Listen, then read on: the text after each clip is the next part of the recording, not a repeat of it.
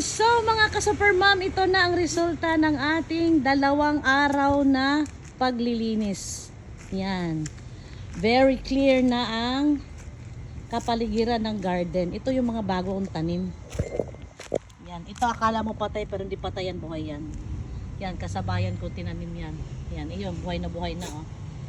Ito rin, bagong tanim yan. Yan, ito, bagong tanim din yan. So ito yung gusto kong dali sa kainta oh. Yan, sa bahay ko. Maganda siya ilagay sa loob ng bahay.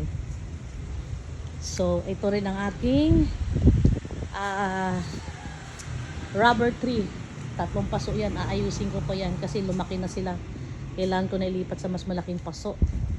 Ayan. So ayan na. Ayan, sobrang linis na. Nung nakaraan, ganyan kakapal ang naipon na dahon kasi hindi nawawalisan. Eh since nawala naman akong lakad, wala akong ganap sa buhay, kaya ako ang naglinis. May inutusan akong tao na maglinis.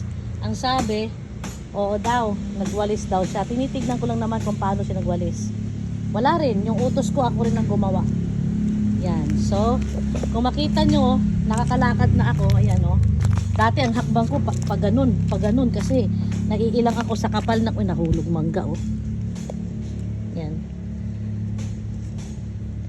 Sa kapal ng ng dahon maiilang ka kasi baka mamaya pag apak mo may basag na mga bote o kaya ahas o ano. Ngayon, di na matatakot. Tsaka yung mga apo ko nagtatakbuhan na dito. Hindi lang sila sa garahe naglalaro. Yan. Ito lang mahirap pong tanggalin ng mga dahon kasi nakadikit sa sa damo. Pero inuunti-unti ko naman tuwing hapon, kinukuskus ko rin ng winawalis-walis ko rin. Ayan.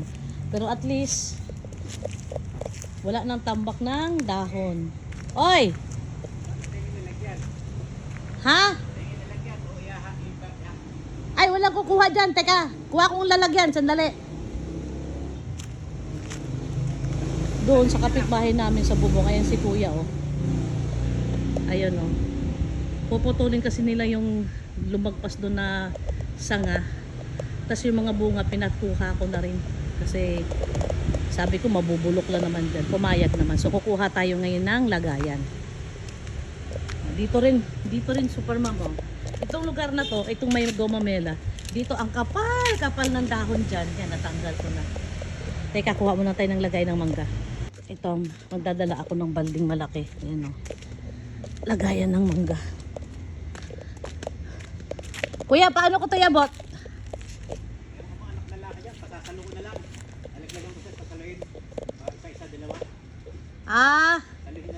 Sandali ah. Ab! Ab!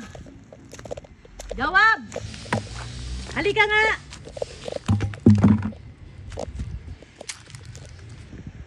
Ibababa kita dyan pag di ka matulog. Malalaglag kasi ginagawa mo eh. Wala na tiruson? Wala na. Ano lang pala? Maglagay ka ng konting luya pala para mawala ang langsa ng bangus. Balik ka! Ayan yung lagayan natin ng mangga. Sabi ni kuya, saluin na lang daw. Kasi pinapabot ko sana yung yung balde. Ab, saluin mo na lang Ab. Sabi ni kuya. Kasi mahirapan to pag iabot sa bubong nila. Si kuya yun sila sa kabila oh. Kumukuha siya ng puputulin kasi nila yan. Puputulin na nila yung sanga na lumagpas. Saluin mo na daw yung mangga. Ayun si kuya oh.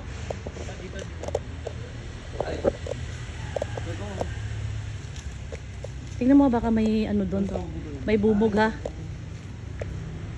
Kuya, putulin nyo na hanggang saan abot yung putol.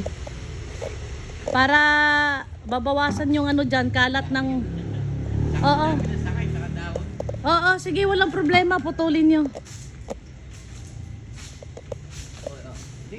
Talon na lang, kamay. Shoot.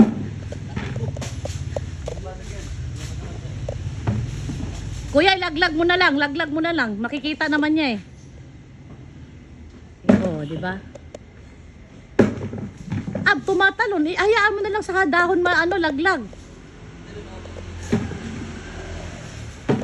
Catcher din pala si Kabang eh. Oh. Mamaya bibigat na yan.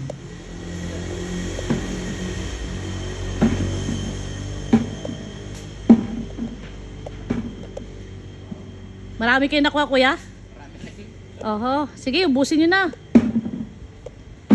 Yung nakuha namin kahapon, pinamigay namin sa nagprosesyon eh. Bahala na kayo kung hanggang saan ang putulin nyo dyan. Mabawasan ko talaga to. Oo, wala problema. Kasi, kawawa naman yung bubong nyo dyan, mabubulok. Ang ano lang dyan, kuya, saan nyo ilalaglag yung pinagputulan? Isa ko kami. Okay. Sige. Nabababalik na dyan sa ano. Okay. Okay, sige. Salamat, kuya. Ayan, kasi kawawa naman yung may-ari ng bubong ng apartment. Ayan, oh. Yan. Yan. Ano kasi yung may-ari niyan? Yung mini-maintain niya talaga. Ano yan?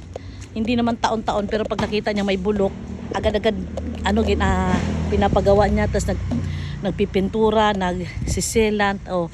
Makita mo naman yung sa dami ng dahon, oh. Tignan mo, oh.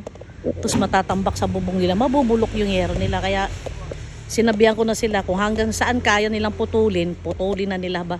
Kasi sa batas naman, pagka lagpas na sa pakuran mo, wala ka ng pag-aari dun. Kaya okay lang na putulin. At saka bawas na rin sa amin kasi minsan sa amin din pumapasok yung mga dahon na tuyo. So okay lang. At least liliwanag din. Ayan oh. Diba?